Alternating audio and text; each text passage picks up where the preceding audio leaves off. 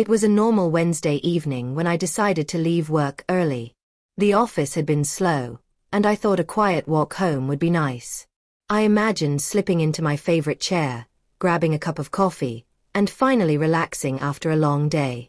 As I pulled into the driveway, something felt off. There were paint cans on the porch. A ladder leaned against the house, and loud brushing sounds echoed from inside. I opened the door slowly. To my shock, the master bedroom was completely transformed. Walls half-painted, furniture moved, drop cloths covering the floor. And in the middle of it all stood my wife, Claire, with a brush in hand.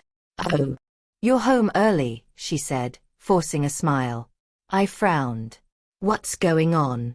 "We're renovating before moving in," she said casually. I blinked. "Before moving in? But we've lived here for years." She laughed lightly. "Well, we wanted a fresh start. Thought the bedroom needed a change."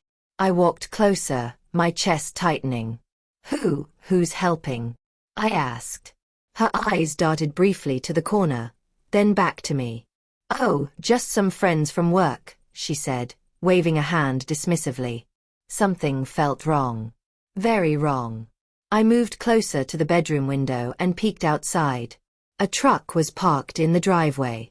It wasn't a moving truck. It was one of those contractor trucks, with men carrying boxes inside. I turned to Claire. "Why are there boxes?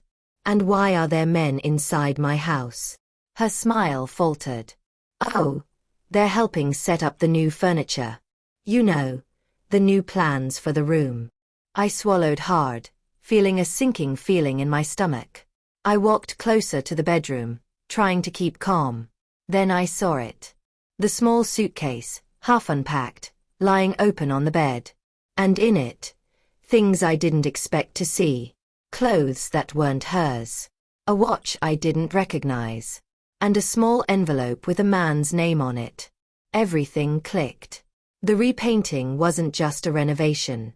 It was a cover. Claire wasn't preparing the bedroom for us. She was preparing it for him. My hands shook as I backed out of the room. She caught my gaze, her smile slipping. "Relax," she said. "It's nothing serious." But I knew better. I grabbed my phone and started taking photos. Every corner, every evidence, everything she thought I wouldn't notice.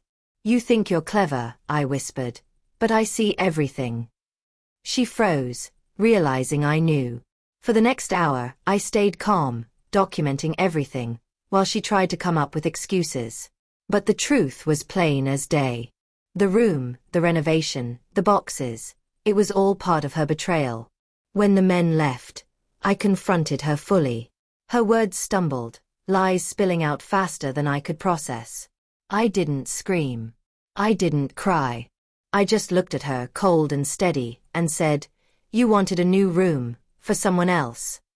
She nodded, unable to deny it. And in that moment, I realized how fragile trust really is. The bedroom wasn't just painted walls. It was a symbol of betrayal. By the end of the night, I packed my own things. I wasn't going to be a part of her lies anymore.